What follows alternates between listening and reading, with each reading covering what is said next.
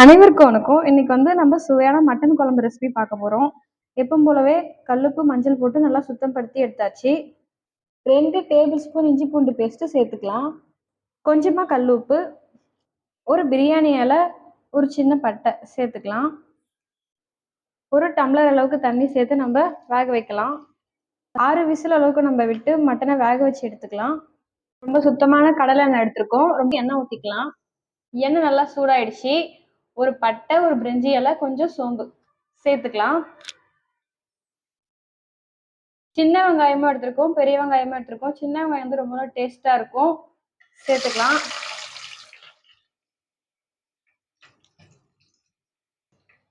கொஞ்சமா உப்பு சேர்த்துக்கலாம்.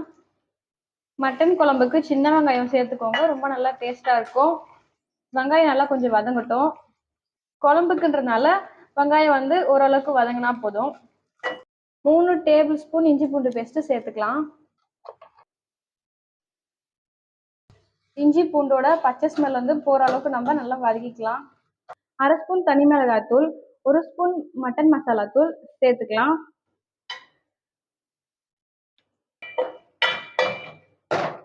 நறுக்கி வச்சிருக்க 2 மீடியம் சைஸ் தக்காளி சேர்த்துக்கலாம். தக்காளி நல்லா வெந்து எண்ணெய்லாம் பிரிஞ்சு வந்துருச்சு. மட்டன் நல்லா சாஃப்டா வெந்து வந்திருக்கு. தண்ணியை இறுக்கிட்டு மட்டனை மட்டும் சேர்த்துக்கலாம். சேக வச்ச தண்ணியை இப்ப சேர்த்துக்கலாம். வீட்டில் அரைச்ச குழம்பு மிளகாத்தூள் 2 ஸ்பூனும் சேர்த்துக்கலாம். இது நல்லா டேஸ்டா இருக்கும்.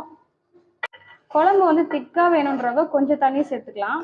குழம்பு தண்ணியா வேணும் அப்படிதான் பிடிக்கும்ன்றவங்க கொஞ்சம் அதிகமாவே தண்ணி சேர்த்துக்கலாம். நாங்க எங்களுக்கு தண்ணியா இருந்தாதான் ரொம்ப பிடிக்கும், கொஞ்சம் தண்ணி சேர்த்துக்கிறோம்.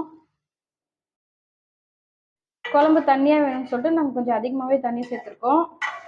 நம்ம உப்பு செக் பண்ணி பார்த்துட்டு கொஞ்சம் உப்பு சேர்த்துக்கலாம். கொஞ்சமா உப்பு தேவைப்படுது, கொஞ்சம் உப்பு போட்டுக்கலாம்.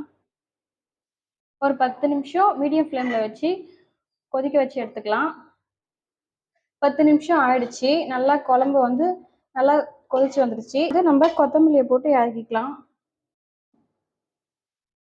அருமையான மட்டன் குழம்பு ரெடி ஆயிடுச்சு. நீங்களும் இதே மாதிரி ட்ரை பண்ணி பார்த்து கமெண்ட் பண்ணுங்க. வீடியோ பிடிச்சிருந்தா லைக் பண்ணுங்க, கமெண்ட் பண்ணுங்க, ஷேர் பண்ணுங்க, சப்ஸ்கிரைப் பண்ணுங்க. தேங்க்யூ.